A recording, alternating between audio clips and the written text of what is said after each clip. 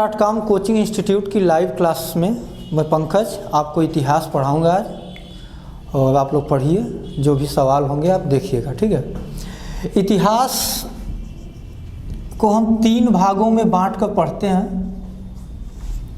Number 1 हो जाता है आपका प्राचीन इतिहास। नंबर 2 आपका होता है मध्यकालीन इतिहास, और नंबर 3 आपका हो जाता है आधुनिक इतिहास। मैं अपनी बात को फिर से रिपीट करूं, मैंने ये कहा कि भारतीय इतिहास को 3 भागों में बांटकर हम पढ़ते हैं। पहला क्या है? प्राचीन इतिहास, दूसरा मध्यकालीन और तीसरा आधुनिक इतिहास। तो हम स्टार्ट करेंगे आपका पहला कहाँ से? प्राचीन काल से। और प्राचीन काल की शुरुआत भारतीय इतिहास में मानी जाती है पाषाण काल से। पाषाण काल से लेकर इसको हम पढ़ते हैं लगभग राजपूत काल के पहले, या यूँ इसको कह लें गुप्तोत्तर काल तक।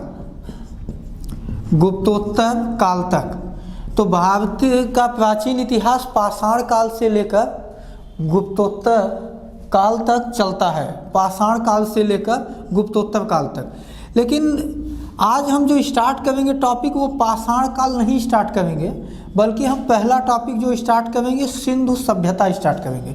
और सिंधु सभ्यता स्टार्ट करेंगे तो इसी को हम आप देखते हैं, आप लोग कॉपी पेन निकालिए और नोट करते हुए आगे बढ़िएगा। पहला हमारा टॉपिक जो होगा वो प्राचीन इतिहास का कौन सा भाग होगा? सिंधु सभ्यता होगी। चलिए, थोड़ा सा बोर्ड पे आदत है पूरा इधर से उधर जाके लिखने की, इसीलिए इधर उधर हो जाता है। तो हेडिंग लगाइए सब लोग, सिंधु सभ्यता। इसको इंग्लिश में बोलते हैं इंडस वैली सिविलाइजेशन, सिंधु सभ्यता। आइए बोर्ड पर सब ध्यान दीजिएगा और ध्यान से समझिएगा, और समझने के बाद फिर चीज़ों को नोट करिएगा, फिर हम आगे बढ़ेंगे। देखिए, अगर हमको सिंधु सभ्यता को पढ़ना है तो हम इसको 2-3 भागों में बांट कर पढ़ेंगे। पहला हम ये देखेंगे कि सिंधु सभ्यता की खोज कैसे हुई या किन परिस्थितियों में हुई। दूसरा पॉइंट हम ये देखेंगे कि सिंधु सभ्यता का नामकरण क्या है, यानी इस सभ्यता, जो भी सभ्यता मिली उसका नाम सिंधु सभ्यता या कुछ इसके अन्य नाम क्यों पड़े। उसके बाद हम तीसरा पॉइंट में जब आएंगे तो हम देखेंगे कि इस सभ्यता का विस्तार कहाँ से कहाँ तक था, यानी ये इसका क्षेत्रफल ये कितनी जगह में ये फैली थी। उसके बाद हम चौथा पॉइंट देखेंगे कि सिंधु सभ्यता से संबंधित जो भी महत्वपूर्ण पुरास्थल हैं। तो महत्वपूर्ण पुरास्थलों का मतलब ये है कि आप थोड़ा बहुत भी सिंधु सभ्यता के विषय में पढ़े होंगे तो आप सुनते होंगे, जैसे हड़प्पा है, मोहनजोदड़ो है, चंदोदड़ो है, लोथल है, कालीबंगा है, धौलावीरा है। तो इन पुरास्थलों में, क्योंकि आपके एग्जाम में सवाल पूछता है कि मान लीजिए पूछ लिया आपके एग्जाम में कि सूती कपड़े का साक्ष्य निम्नलिखित में से किस पुरास्थल से मिलता है, तो ये चीज़ें हम यहाँ देखेंगे। उसके बाद लास्ट हम देखेंगे सैंधवकालीन संस्कृति। क्या देखेंगे हम? सैंधवकालीन संस्कृति। और कहीं पर भी जब संस्कृति की बात आ जाती है तो आपको 2-3 चीज़ें दिमाग में आ जानी चाहिए कि संस्कृति का आशय ये पूछ रहा है कि उस काल की राजनैतिक व्यवस्था क्या रही होगी, या उस काल की सामाजिक व्यवस्था क्या रही होगी, या उस काल की धार्मिक स्थिति क्या रही होगी, या फिर उस काल का रहन सहन, या फिर उस काल का खान पान क्या होगा। इसका आशय ये हुआ कि जब हम ये पॉइंट पे आएंगे कि सिंधु सभ्यता की संस्कृति क्या थी, तो सिंधु सभ्यता के संस्कृति में हम उनका राजनैतिक जीवन, सामाजिक जीवन, धार्मिक जीवन, रहन सहन और खान पान देखेंगे। तो हम इतने पॉइंट में अगर बांट के सिंधु सभ्यता को पढ़ते हैं तो हम बेहतर समझ सकते हैं। तो चलिए, आप लोग अगर उतार चुके हों तो अब ध्यान से देखिए, हम खोज वाले पॉइंट पर चलते हैं, ठीक है ना। तो सिंधु सभ्यता की खोज कैसे हुई और किन परिस्थितियों में हुई थी, इसको समझने के लिए आप पहले एक बात ये जानिए कि कोई भी बड़ी खोज अचानक एक दिन में नहीं हो जाती। बात को समझिएगा कि कोई भी खोज एक दिन में अचानक नहीं हो जाती। इसको अगर हम दूसरे तरीके से देखें, जैसे आप जब संविधान पढ़ते हैं, अनुच्छेद 1 पढ़ने से पहले संवैधानिक इतिहास पढ़ते हैं। कहने का आशय यह है कि हम रटने को रट लेते हैं कि भारत का संविधान 2 वर्ष 11 माह 18 दिन में बना था, लेकिन ऐसा नहीं है। भारत के संविधान के पीछे कई सैकड़ों वर्षों के संघर्ष और अनुभव का परिणाम था। यानी आप पढ़ते हैं कि 1773 के रेगुलेटिंग एक्ट से पढ़ते पढ़ते पढ़ते आते हैं कहाँ तक, 1946 तक, तब जाके संविधान सभा बनता है, तब जाके फिर संविधान बनता है। उसी तरीके से आप अगर तो सीधे सीधे अगर पढ़े होंगे तो आप ये कहेंगे कि सब सिंधु सभ्यता की खोज 1921 ईस्वी में हुई थी, और किसने किया था, दयाराम साहनी ने किया था। किसने किया, दयाराम साहनी ने किया। चलिए ठीक है, ये भी सही है, ये गलत नहीं है, लेकिन सवाल हमारे दिमाग में ये है, क्या दयाराम साहनी ऐसे चले गए और कहीं पे खो दे और वहाँ खुदाई में सिंधु सभ्यता निकली और लेके चले आए, उसके बाद लिख दिए कि 1921 ईस्वी में सिंधु सभ्यता की खोज हुई? ऐसा नहीं है। इसके पीछे लगभग 100 सालों का एक इतिहास है। कितने? लगभग 100 सालों का। चलिए देखते हैं कहाँ से इतिहास की शुरुआत होती है। आगे बढ़िए। अब थोड़ा सा इतिहास में हम मैप का भी प्रयोग करेंगे। अगर मैप का प्रयोग होता है तब चीज़ें ज़्यादा समझ में आती है। तो यदि इसको समझना है तो ऐसे समझिए, पहला पॉइंट में हम ये देखेंगे कि सिंधु सभ्यता की सर्वप्रथम जानकारी, मैं खोज की बात नहीं कर रहा हूँ, मैं ध्यान से सुनिएगा, मैं ये कह रहा हूँ कि सिंधु सभ्यता के विषय में जानकारी सबसे पहले एक विद्वान ने दिया था जिनका नाम था चार्ल्स मैनसन। क्या नाम है? Charles Manson. ये जो विद्वान थे ये अमेरिका के थे। कहाँ के थे? अमेरिका के थे। इसीलिए इनको कहा जाता है कि ये अमेरिकी भूगर्भ शास्त्री थे। क्या थे ये? अमेरिकी भूगर्भ शास्त्री थे। अब भूगर्भ शास्त्री का आशय ये हुआ कि कोई भी व्यक्ति भूमि के अंदर की चीज़ों की खोज जो करेगा कि भूमि के अंदर क्या पाया जाता है क्या नहीं पाया जाता है, उसे हम क्या कहेंगे? भूगर्भ शास्त्री कहेंगे। अब ये थे कहाँ के? अमेरिका के थे। नाम क्या है? Charles Manson. सवाल आपके एग्जाम में ये बनेगा कि सिंधु सभ्यता के विषय में सर्वप्रथम जानकारी किसने दिया था? तो क्या बताएंगे? Charles Manson. जिस समय उन्होंने जानकारी दिया था वो समय था 1826 ईस्वी। क्या कितना समय था? 1826 ईस्वी। अब हम थोड़ा सा यहाँ मैप एक छोटा सा भारत का बनाकर आपको दिखाते हैं, तब स्थितियाँ आपको हो सकता है और बढ़िया क्लियर हो जाए। कोशिश तो यही रहेगी। अगर ये कुछ भी थोड़ा बहुत भारत के जैसा लग रहा होगा तो यदि आप इधर देखेंगे तो ये कभी पाकिस्तान था, कभी ये भारत का हिस्सा था, आज क्या है? ये पाकिस्तान है। तो जब ये भारत का हिस्सा रहा होगा और इसको हम यदि ऐसे साफ कर देंगे तो भारत का मैप कुछ यूँ था। तो 1826 ईस्वी में चार्ल्स मैनसन जो अमेरिकी भूगर्भ शास्त्री थे वो भारत में भ्रमण करने आए थे और इस क्षेत्र में, इस क्षेत्र का मतलब कहें कि आधुनिक पाकिस्तान के क्षेत्र में भ्रमण कर रहे थे।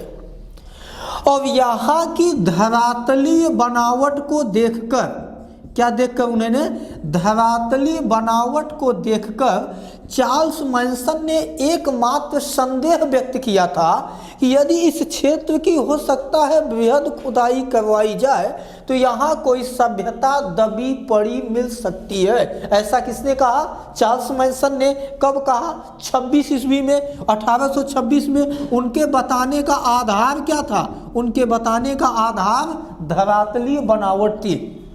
आप लोगों को थोड़ा सा लग रहा होगा कि ऐसा कैसे हो सकता है। आप भी जानते हैं कि जब कोई अगर पानी निकालने के लिए भूमि के अंदर से कुआं खोदा जाता है या कुछ होता जाता है तो भूगर्भ शास्त्रियों से ही एक आइडिया लिया जाता है कि कहाँ पे हम खुदाई करें तो पानी का स्रोत अच्छा मिलेगा। तो ये किसकी, कौन बताएगा? भूगर्भ शास्त्री बताएगा। क्यों बनाएगा? उसका एक अनुभव होता है, उसका अपना ज्ञान होता है। उसी तरीके से चार्ल्स मैनसन ने 1826 ईस्वी में धरातलीय बनावट को आधार मानकर ये बताया कि हो सकता है अगर इस क्षेत्र की खुदाई किया जाए कोई सभ्यता दबी पड़ी मिल सकती है। लेकिन चूंकि ये थे एक अमेरिकी व्यक्ति, उन्होंने ऐसा कहा। और 1826 के आसपास देखें तो लगभग यहाँ पर अंग्रेजों का आगमन खूब कायदे से हो चुका है। इनकी बात पर कोई ध्यान नहीं दिया गया। आगे बढ़ते हैं। मैं आपसे एक जीके का सवाल पूछूं कि भारत में रेलवे का आविष्कार कब हुआ था? क्या जवाब देंगे? 1853 ईस्वी में। कब हुआ रेलवे का आविष्कार? 1853 1853 ईस्वी में रेलवे का आविष्कार हुआ। इस रेलवे के आविष्कार के 3 साल पश्चात 1856 ईस्वी का समय आया। 1856 ईस्वी में एक इंजीनियर थे जिनका नाम था इंजीनियर विलियम ब्रटन। क्या नाम था उनका? Engineer William Britton. तो इंजीनियर विलियम ब्रटन के नेतृत्व में 1856 ईस्वी में लाहौर कहाँ है? पाकिस्तान में है। और कराची कहाँ है? ये भी पाकिस्तान में है। तो 1856 ईस्वी में विलियम ब्रटन के नेतृत्व में लाहौर से कराची के बीच में एक रेलवे लाइन बिछाई जा रही थी। आप इतना समझते हैं कि जब रेलवे लाइन बिछाई जाएगी तो वहाँ पे क्या किया जाएगा? खुदाई किया जाएगा।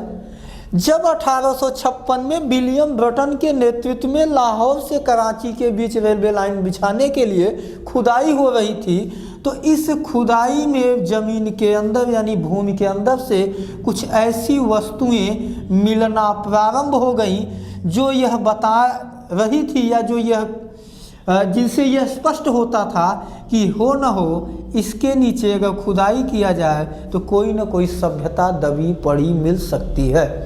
इसीलिए आप लोगों ने कभी सुना होगा कि कहा जाता है कि सिंधु सभ्यता की खोज एक संयोग की बात है। तो संयोग इसलिए है कि 1856 में रेलवे लाइन न बिछाई जाती, खुदाई न होती, तो फिर सिंधु सभ्यता का अस्तित्व हमारे सामने आज न आता। अस्तित्व क्यों आया? वो इसीलिए आया क्योंकि इस क्षेत्र की खुदाई उद्देश्य क्या है? रेलवे लाइन बिछाने के लिए। लेकिन वहाँ क्या मिलने लगी? एक सभ्यता मिलने लगी। अब देखिए आगे बढ़ते हैं। अब आपको थोड़ा सा क्षेत्र के हिसाब से अगर देखिए, ये कौन व्यक्ति हैं? एक इंजीनियर है। एक इंजीनियर व्यक्ति को भूमि के अंदर से कुछ वस्तुएं मिलने लगे, कुछ सामान मिलने लगे, उससे कोई मतलब नहीं है, क्योंकि ये काम किसका है? भूगर्भ शास्त्रियों का या पुरातत्व विभाग के लोगों का। लेकिन तब भी इन्होंने इतना काम किया कि उस खुदाई में जो भी वस्तुएं वहाँ से निकल सकती थी उन वस्तुओं को वहाँ से निकलवाया और निकलवा कर उन्होंने भेज दिया एशियाटिक सोसाइटी ऑफ बंगाल। कहाँ भेज दिया? Asiatic Society of Bengal. आप पढ़े होंगे जीके में कि एशियाटिक सोसाइटी ऑफ बंगाल की स्थापना सर विलियम जोन्स ने बंगाल में किया था। बस समझ में आई? शुरुआत में ही तो उन्होंने उन वस्तुओं को वहाँ पे भिजवा दिया। आगे बढ़ते हैं। समय आया 1871। हम 56 से आगे बढ़ गए। 1871 में भारत में पुरातत्व विभाग की स्थापना हुई। किस विभाग की स्थापना? पुरातत्व विभाग की स्थापना हुई। एशियाटिक सोसाइटी ऑफ बंगाल को ही हम यूँ कहें कि परिवर्तित कर दिया गया किसमें? पुरातत्व विभाग में। कब किया गया है? 1871 में। 1871 में जब पुरातत्व विभाग की स्थापना हुई तो इस पुरातत्व विभाग के पहले निदेशक बनाए गए अलेक्जेंडर कनिंघम। कौन बनाया गया? Alexander Cunningham. इसीलिए एक सवाल ये भी आपके एग्जामों में पूछा जाता है कि भारतीय पुरातत्व विभाग का जनक किसे माना जाता है? तो आप बताएंगे किसको? अलेक्जेंडर कनिंघम को। तो अलेक्जेंडर कनिंघम जब इसके अध्यक्ष बने, किसके? पुरातत्व विभाग के पहले अध्यक्ष बने, उसके 1 साल बाद 1872 ईस्वी में अलेक्जेंडर कनिंघम उस स्थान पर गए जहां पर विलियम ब्रटन खुदाई करवा रहे थे और खुदाई में उन्हें कुछ पुरातात्विक वस्तुएं मिली थी। कौन गया वहां पे? अलेक्जेंडर कनिंघम गए। कब जा रहे हैं? 1872 में। किस स्थान पर?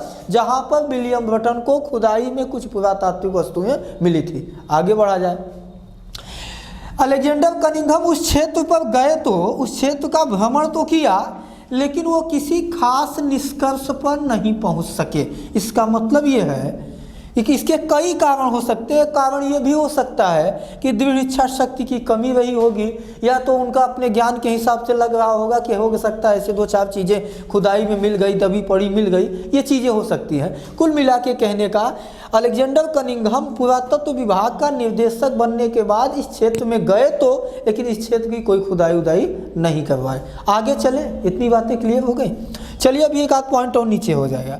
फिर समय आया धीरे धीरे काफ़ी आगे 1920 ईस्वी। 1920 ईस्वी में इसी पुरातत्व विभाग के जनक थे जिनका नाम था जॉन मार्शल। जिनका नाम क्या नाम था? John Marshall.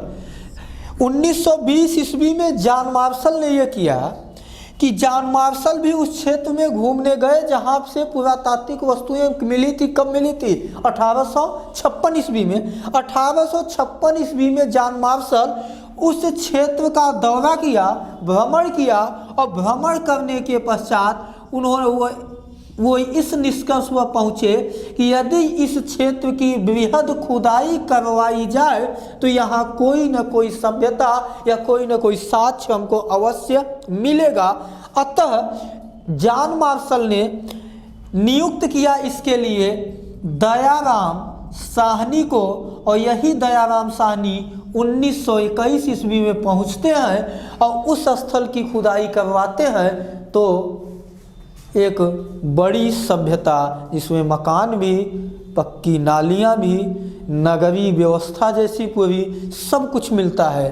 तो कहने का आशय ये हुआ, पहली जानकारी कब से स्टार्ट? 26 से लास्ट कहाँ हुआ? 1921। मैंने कहा था शुरुआत में अगर 5-6 साल छोड़ दिया जाए तो नहीं तो लगभग पूरा 100 साल सिंधु सभ्यता की खोज का समय है। क्लियर हो गई बातें? आगे बढ़ा जाए। लिख भी लिए हैं सब लोग। चलिए अब दूसरा पॉइंट ये है कि सिंधु सभ्यता का नामकरण।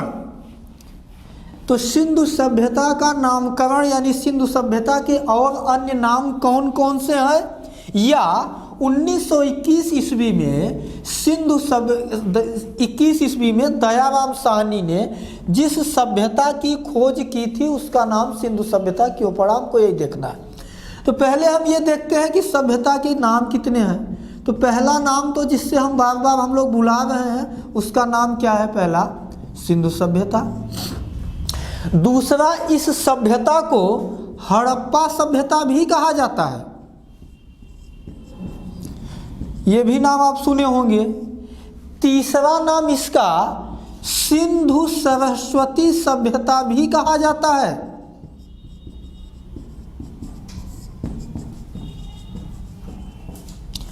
अगला नाम इसको कांस्य युगीन सभ्यता भी बोलते हैं। कितने नाम आपके सामने? 4 नाम। कौन कौन? सिंधु सभ्यता, हड़प्पा सभ्यता, सिंधु सरस्वती सभ्यता और कौन? कांस्य युगीन सभ्यता। अब सवाल ये है कि इस सभ्यता का नाम सिंधु सभ्यता क्यों पड़ा, या फिर हड़प्पा सभ्यता क्यों पड़ा, या फिर सिंधु सरस्वती सभ्यता क्यों पड़ा, या तो फिर कांस्य युगीन सभ्यता क्यों पड़ा। चलिए देखते हैं। देखिए हुआ क्या कि जब 1921 ईस्वी में इस सभ्यता की खोज हुई और इस सभ्यता की खोज होने के पश्चात विभिन्न पुरास्थलों की जब खुदाई की जाने लगी तो प्रारंभ में, मेरा शब्द ध्यान से सुनिएगा, प्रारंभ में जितने भी पुरास्थल मिले वो या तो सिंधु नदी के तट पर मिले या तो सिंधु नदी की सहायक नदियों पर मिले। उदाहरण के लिए आपको पता होगा, नहीं पता होगा तो हड़प्पा किस नदी के किनारे? रावी नदी के किनारे। आगे चलते हैं, मोहनजोदड़ो किस नदी के किनारे? सिंधु नदी के किनारे। आपको ये भी पता होगा कि 1921 में हड़प्पा सभ्यता की खोज होती है, 1922 में मोहनजोदड़ो की खोज होती है। तो फिर से मैं अपनी बात को रिपीट करूं कि इस सभ्यता की खोज के पश्चात जितने भी पुरास्थल प्रारंभ में मिले थे वो या तो सिंधु नदी या उसकी सहायक नदियों के किनारे मिले थे, इसलिए ही इसका नाम क्या रख दिया गया? सिंधु सभ्यता। नहीं समझ में आया? आप ऐसे इसको देखिए कि आज ये इलाहाबाद गंगा नदी के किनारे है। मान लीजिए परेड ग्राउंड जहाँ पे कल मोदी जी आने वाले, अगर इस क्षेत्र की खुदाई किया जाए और खुदाई करने के बाद यदि कोई सभ्यता मिले तो उसका नाम हम गंगा सभ्यता रख सकते हैं ना। क्यों? क्योंकि किस नदी के किनारे मिली है? गंगा, या उसकी सहायक नदी यमुना के तट पर मिला। उसी तरीके से ये जो सभ्यता मिली प्रारंभ में इसके स्थल या तो सिंधु नदी या तो उसकी सहायक नदियों के किनारे मिले, इसलिए इसका पहला नाम क्या रख दिया गया, सिंधु सभ्यता। क्लियर हो गया, नोट भी कर लिए हैं सब लोग, आगे बढ़े। दूसरा इसका नाम है हड़प्पा सभ्यता, यानी कि इस सभ्यता का अगला नाम हड़प्पा सभ्यता क्यों पड़ा। देखिए, जो भी इस सभ्यता से संबंधित जो भी पहला स्थल खोजा गया था उसका नाम ही क्या था, हड़प्पा था। जिस स्थल की खुदाई 1921 में दयाराम साहनी ने करवाई थी उसका नाम ही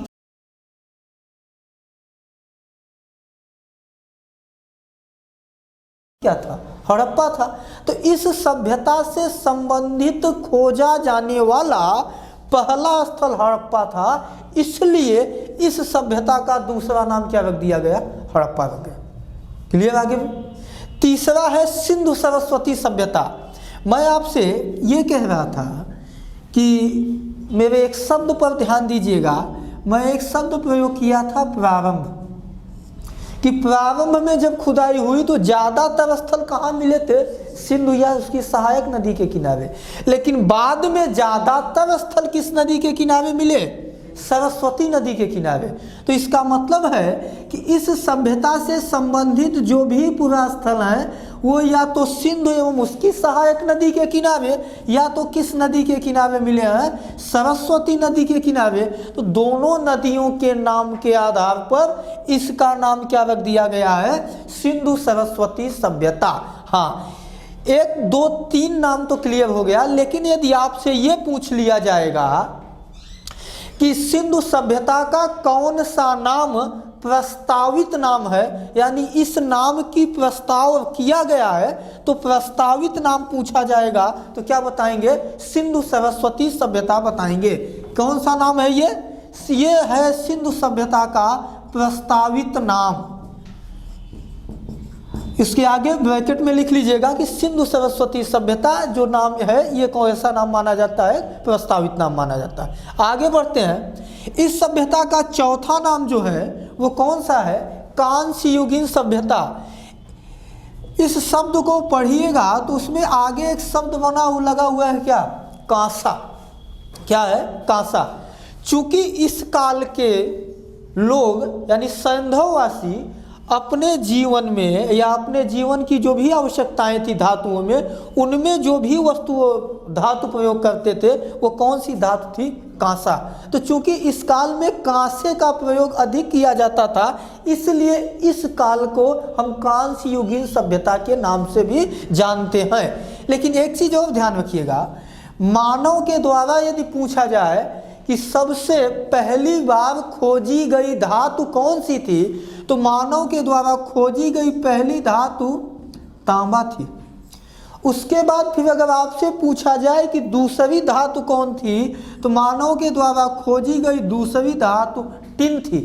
और जो सैंधववासी लोगों ने कांसा बनाया था वो किसका मिश्रण था, तांबे और टिन का ही मिश्रण था। आप जानते हैं टिन भी एक मुलायम धातु है, तांबा भी एक मुलायम धातु है। जब इन दोनों धातुओं का मिश्रण कर दिया जाएगा तो कांसा बनेगा, और कांसा एक इनकी तुलना में थोड़ा कड़ा हो जाएगा, कड़क हो जाएगा, जिससे हम खुदाई और कटाई आसानी से कर सकते हैं। तो आपके चारों नाम क्लियर हो गए कि इसका नाम सिंधु सभ्यता क्यों पड़ा, हड़प्पा सभ्यता क्यों पड़ा, सिंधु सरस्वती सभ्यता क्यों पड़ा, और कौन सा, कांस्य युगीन सभ्यता पड़ा। हो गया बात। चलिए अब हम आगे चलते हैं, ये देखते हैं कि सिंधु सभ्यता का विस्तार कहाँ से कहाँ तक है। मैं यदि एक सवाल आप लोगों से करूं कि भारत का मैप तो लगभग सबके दिमाग में चल ही रहा है, ये है। आपसे ये पूछ लिया जाए कि भारत का आकार क्या है, गोलाकार है, त्रिभुजाकार है, आयताकार है, तो क्या बताएंगे? नहीं, भारत का आकार है चतुर्भुजाकार। भारत किस आकार में है, चतुर्भुजाकार में। कैसे, 1 2 3 4 बन गया। इसी तरीके से अब हम आते हैं सिंधु सभ्यता का विस्तार देखते हैं, उसके बाद फिर हम आगे बढ़ते हैं। यदि आपसे पूछ लिया जाए कि सिंधु सभ्यता किस आकार में फैली थी, यानी सिंधु सभ्यता का आकार क्या था, तो सिंधु सभ्यता त्रिभुजाकार में फैली थी। किस आकार में है? त्रिभुजाकार में, पहली बात। दूसरी बात यह है कि सिंधु सभ्यता अगर आधुनिक परिप्रेक्ष्य में देखा जाए तो कितने देशों में फैली थी, तो इसका जवाब ये होगा कि आधुनिक स्थिति में देखा जाए तो भारत, पाकिस्तान और अफगानिस्तान 3 देशों में फैली थी। इसके विस्तार को ही देखते हुए कथन पूछा जाता है, हमारे देश के पहले प्रधानमंत्री थे पंडित नेहरू। पंडित नेहरू ने सिंधु सभ्यता के विस्तार को ही देखते हुए कहा था कि सिंधु सभ्यता जहाँ भी मिली थी, जहाँ भी बसी थी, वो अपनी सयानी अवस्था में थी। तो सयानी का मतलब जानते हैं ना, पूर्ण रूप से विकसित। क्या होता है? पूर्ण रूप से विकसित। तो सिंधु सभ्यता को सयानी सभ्यता यानी विकसित सभ्यता या विस्तृत सभ्यता किसने कहा था? पंडित जवाहरलाल नेहरू ने कहा था। आगे बढ़ते हैं। आकार क्लियर हुआ, त्रिभुजाकार किन देशों में फैली है? भारत, पाकिस्तान और अफगानिस्तान में फैली है। और उसके बाद किसने इसे सयानी सभ्यता कहा? तो जवाब क्या होगा? पंडित नेहरू ने कहा। आगे बढ़ते हैं। सिंधु सभ्यता को यदि देखा जाए कि सबसे इसका पूर्वी बिंदु कौन सा है और सबसे इसका पश्चिमी बिंदु कौन सा है, उसके बाद उत्तरी बिंदु कौन सा है और उसके बाद दक्षिणी बिंदु कौन सा है, तो ध्यान रखिएगा। अगर हम जैसे भारत का देखें, आपसे पूछे भारत का दक्षिणी बिंदु कहाँ तक है, उत्तर में भारत कहाँ तक है, पूर्व में कहाँ तक है, पश्चिम में कहाँ तक है, उसी तरीके से यदि हम सिंधु सभ्यता के पूर्वी विस्तार की बात करें तो सिंधु सभ्यता का पूर्वी विस्तार आलमगीरपुर तक है। यानी कि जो अंतिम पुरास्थल मिलता है उसका कहाँ? पूर्व में। वो कौन सा है? आलमगीरपुर है। और जो कहाँ पर से मिला है? उत्तर प्रदेश से मिला है। तो सिंधु सभ्यता का पूर्वी बिंदु भारत में कहाँ तक? उत्तर प्रदेश के आलमगीरपुर तक जाता है। आते हैं पश्चिम में बात करते हैं। सिंधु सभ्यता का जो पश्चिमी बिंदु है वह जाता है बलूचिस्तान में स्थित एक जगह है जिसका नाम है सुतकांगेडोर। कौन सी जगह है? सुतकांगेडोर। तो पूर्वी बिंदु आलमगीरपुर और पश्चिमी बिंदु सुतकांगेडोर। सुतकांगेडोर मिला कहाँ है? सुतकांगेडोर मिला है बलूचिस्तान में। और बलूचिस्तान पूछा जाए कहाँ है, तो आधुनिक पाकिस्तान में है। तो पूर्वी बिंदु उत्तर प्रदेश तक और पश्चिमी बिंदु पाकिस्तान के बलूचिस्तान तक जाता है। ऊपर चलते हैं। सिंधु सभ्यता के हम उत्तरी बिंदु की बात करते हैं तो सिंधु सभ्यता का जो उत्तरी बिंदु है वह जाता है मांडा। और मांडा ये स्थित कहाँ है? कश्मीर में स्थित है। आगे बढ़िए। अब कौन सा बिंदु बचा आपके पास? दक्षिणी बिंदु। तो सिंधु सभ्यता का जो दक्षिणी बिंदु है उसको कहा जाता है दैमाबाद। तो सिंधु सभ्यता के चारों दिशाओं के चारों बिंदु आपको मिल गए। दैमाबाद पूछा जाए कहाँ है, तो जवाब आपका होगा महाराष्ट्र। और महाराष्ट्र भी कहाँ है? भारत में ही है। अब आगे सवाल ये पूछिएगा कि आलमगीरपुर किस नदी के किनारे बसा मिला है, तो आलमगीरपुर को बताना है आप लोग हिंडन नदी के किनारे बसा मिला है। आपसे पूछेगा सुतकांगेडोर किस नदी के किनारे मिला है, तो सुतकांगेडोर दास्क नदी के तट पर मिला है। आगे बढ़िए। आपसे यदि पूछ लिया जाए कि मांडा किस नदी के तट पर मिला है, तो मांडा आपको मिलेगा चिनाब नदी के तट पर। और लास्ट में दैमाबाद किस नदी के तट पर है, तो दैमाबाद मिला है प्रवरा नदी के तट पर। इतनी बातें क्लियर हो गई। चारों नदियाँ, चारों दिशाएं और ये चारों स्थल कहाँ कहाँ पर स्थित है। हो गई बात। आगे बढ़ा जाए। हम ऊपर साफ कर सकते हैं।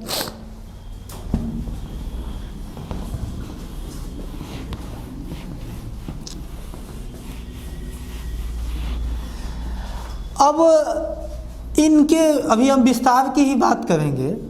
यदि हम विस्तार की बात करें तो सिंधु सभ्यता से संबंधित अब तक के कुल लगभग की बात की जाती है, लगभग 1400 से अधिक पुरास्थल खोजे जा चुके हैं। कितने स्थल?